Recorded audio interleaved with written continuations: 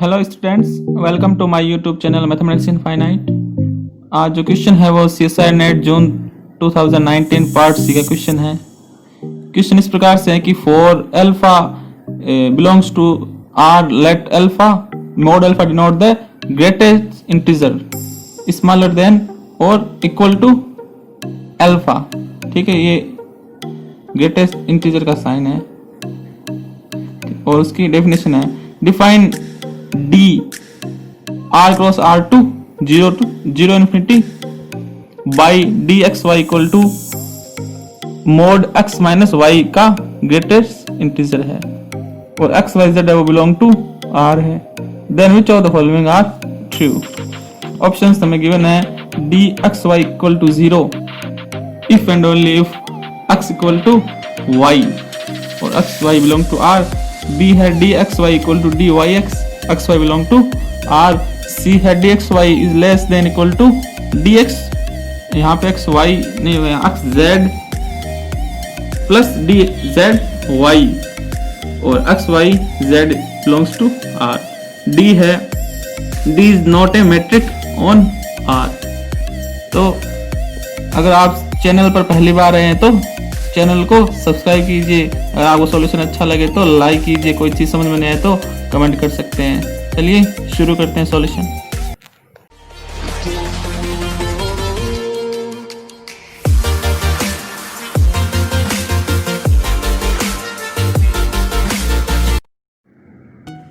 तो सॉल्यूशन देखने से पहले हम जो मैट्रिक स्पेस है उसकी डेफिनेशन देख लेते हैं, जो कि आपको स्क्रीन पर दिखाई दे रही है। मैट्रिक स्पेस की कि D X cross to zero infinity interval में डिफाइन हो रहा है। ठीक है, और X is non empty set है।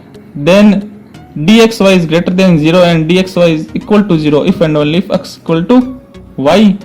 ठीक है, इन डी एक्स वाई है वो हमेशा जीरो से ग्रेटर होना चाहिए और अगर डी एक्स वाई जीरो है तो किस शर्त पर, केवल और केवल एक्स इक्वल टू वाई पे। ऑप्शन 2 है D x Y equal to D Y X और 3 है D x Y is less than equal to D X Z plus D Z Y. तो ये जो है वो मैट्रिक स्पेस की डेफिनेशंस है। तो इन तीनों कंडीशंस को जो फुलफिल करता है वही क्या होता है, फंक्शन मैट्रिक स्पेस होता है। तो चलिए हम सॉल्यूशन देखते हैं। जो पहला दे रखा है अपने को D x Y equal to zero if and only if x equal to Y. इसको हम एग्जांपल लेके डिस्कार्ड कर देंगे। जैसे मैंने ले लिया x इक्वल टू ले लिया मैंने 1/2, y इक्वल टू ले लिया मैंने 1/3। ठीक है, पुट करो इनको तो d 1/2 1/3 इक्वल टू हमारे पास आया। जो फंक्शन है इस प्रकार से है कि 1/2 माइनस 1/3 का मोड का ग्रेटेस्ट इंटीजर। तो अंदर जो वैल्यू आएगी वो क्या आ जाएगी हमारे पास 1/6। ठीक है, का मोड का ग्रेटेस्ट इंटीजर। तो इसको लिख सकता हूँ 1/6 का ग्रेटेस्ट इंटीजर। 1/6 मतलब 0.1 समथिंग आएगा। ठीक है, और इसकी जो वैल्यू होती है वो क्या होती है, 0 होती है।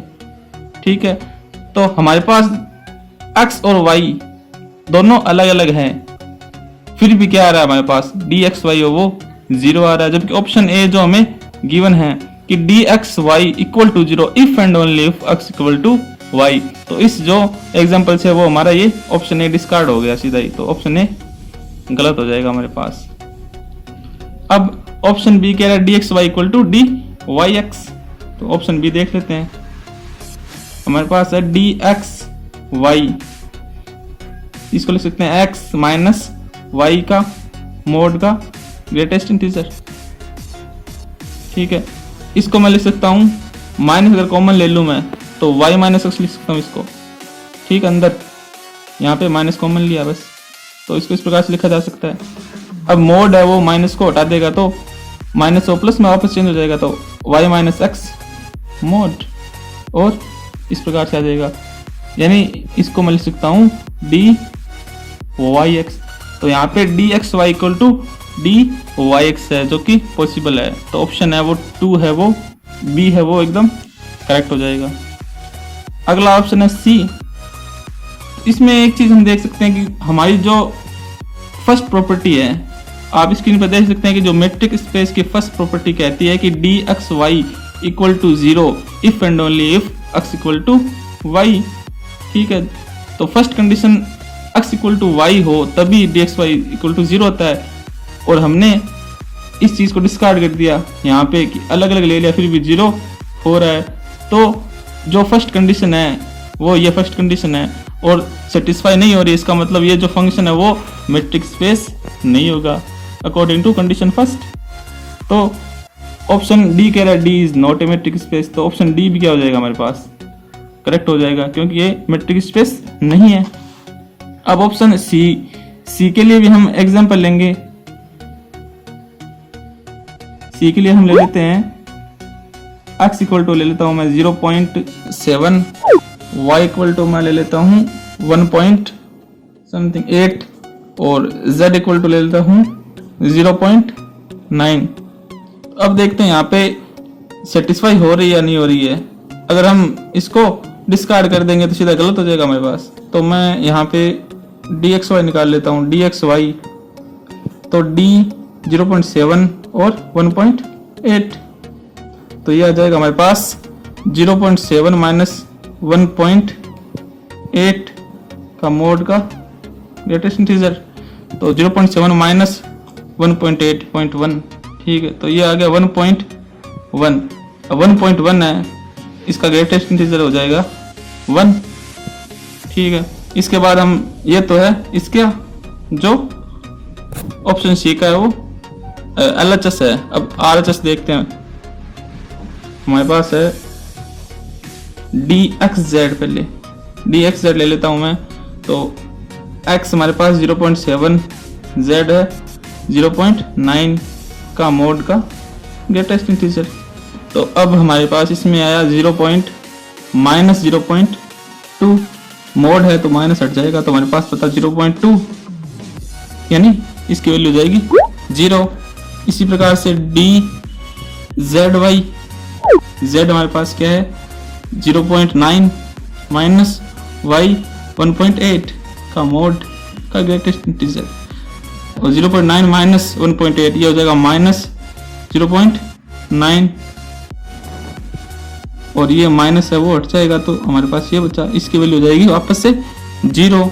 तो हमारे पास आ रहा है dxy 1, हमें सेटिस्फाई करना है कि लेस देन इक्वल टू होना चाहिए, और dxz आ रहा है 0 प्लस 0, तो क्या ये सेटिस्फाई हो रहा है?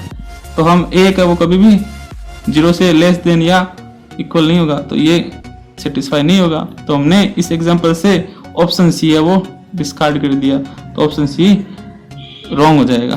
तो इस प्रकार से ये क्वेश्चन था, मैट्रिक स्पेस पे बेस क्वेश्चन था।